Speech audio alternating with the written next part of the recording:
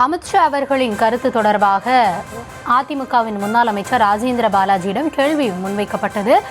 கூட்டணி ஆட்சி என்பது தொடர்பாக அந்த கேள்வியை முன்வைத்த பொழுது என்டிஏ கூட்டணியின் கட்டளை தளபதி திரு எடப்பாடி பழனிசாமி தான் என அவர் தரப்பு கருத்தை அவர் பகிர்ந்து கொண்டார். இது குறித்த விரிவான விவரங்களோடு இணைகிறார் எம்முடைய செய்தியாளர் ராஜேஷ். தொடர்ச்சியாகவே இந்த பாஜக அதிமுக கூட்டணி இதில் யார் கமாண்டிங் கீழே யார் இருக்காங்க அப்படின்ற கொஸ்டின் தொடர்ந்துட்டே வருது. இந்த நிலையில் அமித்ஷா அவர்கள் தெரிவித்த கருத்து, அதற்கு அதிமுக தரப்புல ரியாக்ஷன், இதெல்லாமே நம்ம பார்த்துட்டு வரோம். நேற்றைய தினம் அமித்ஷா அவர்கள் தெரிவித்ததை தொடர்ந்து தற்போது ராஜேந்திர பாலாஜி தெரிவித்திருக்கும் கருத்தை முழுமையான விவரங்களை பகிர்ந்து கொள்ளலாம். வணக்கம். அதிமுக பாஜக கூட்டணி தொடர்பான அந்த விஷயம் என்பது அந்த கூட்டணி அமைக்கப்பட்ட நாளிலிருந்தே தொடர்ந்து வெளியில ஒரு சர்ச்சையாகத்தான் நீடித்துக் கொண்டிருக்கிறது.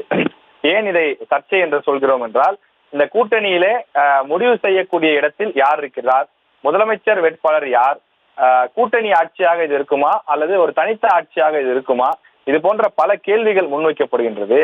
அந்த கேள்விகளுக்கு ஒரு முழுமையான ஒரு தெளிவான பதில் தற்போது வரை கிடைக்காத சூழல் தான் நீடித்து வருகின்றது. அதன் காரணமாகத்தான் அந்த குழப்பம், அந்த பரபரப்பு என்பது இந்த கூட்டணியிலே நீடித்துக் கொண்டே இருக்கின்றது.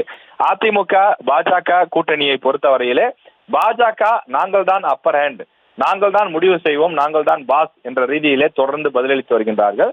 அந்த வகையிலே பாஜகவினுடைய இங்கு மாநில தலைவர்களாக இருக்கக்கூடியவர்களும் சரி, இதற்கு முன்பு மாநில தலைவர்களாக இருந்தவர்களும் சரி, அவர்களுடைய பேட்டிகள் தொடர்ந்து அவ்வாறு தான் இருக்கின்றது. இன்றைய தினம் உள்துறை அமைச்சர் அமித்ஷா அவர்கள் பேட்டி கொடுத்திருக்கின்றார். அவருடைய பேட்டியிலும் அவர் அவ்வாறு தான் சொல்லி இருக்கின்றார். இன்னும் சொல்ல போனால், முதலமைச்சருடைய வேட்பாளராக இபிஎஸ் இருப்பார் என்று கூட சொல்லாமல் அதிமுகவிலிருந்து இருப்பார்கள் என்று பொத்தம் பொதுவாக சொல்லி இருக்கின்றார். அதே போல பாஜகவினுடைய சட்டமன்ற உறுப்பினர்கள் அமைச்சரவையில் இடம்பெறுவார்கள் என்பது போலத்தான், அதாவது பாஜக அங்கம் வகிக்கக்கூடிய ஆட்சியாக 2026 தமிழ்நாட்டில் ஆட்சி மலரும் என்று சொல்கிறார்கள். ஆனால் அதிமுகவை பொறுத்தவரையில் கூட்டணி ஆட்சி என்ற பேச்சுக்கே இடம் கிடையாது. அதாவது அதிமுக பாஜக இரண்டு கட்சிகளும் சேர்ந்து ஆட்சி அமைப்போம், ஆனால் அதிகாரத்தில் பங்கு கிடையவே கிடையாது. அது 30 அமைச்சரோ 34 அமைச்சரோ எதுவாக இருந்தாலும் அதிமுக அமைச்சர்கள் தான் இருப்பார்கள்.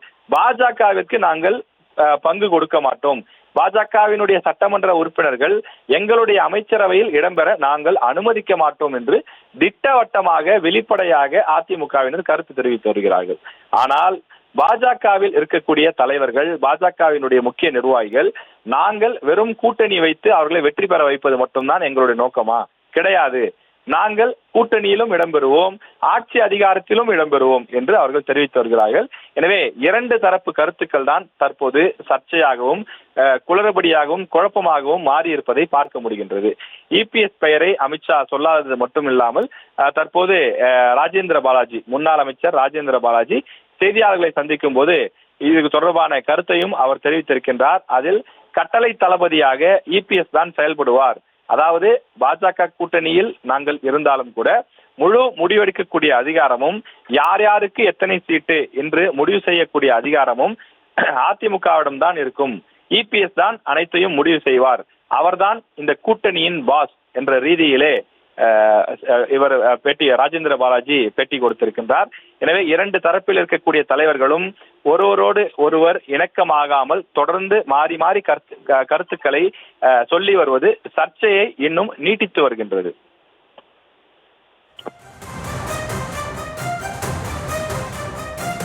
விரிவான விவரங்களுக்கு நன்றி ராஜேஷ்.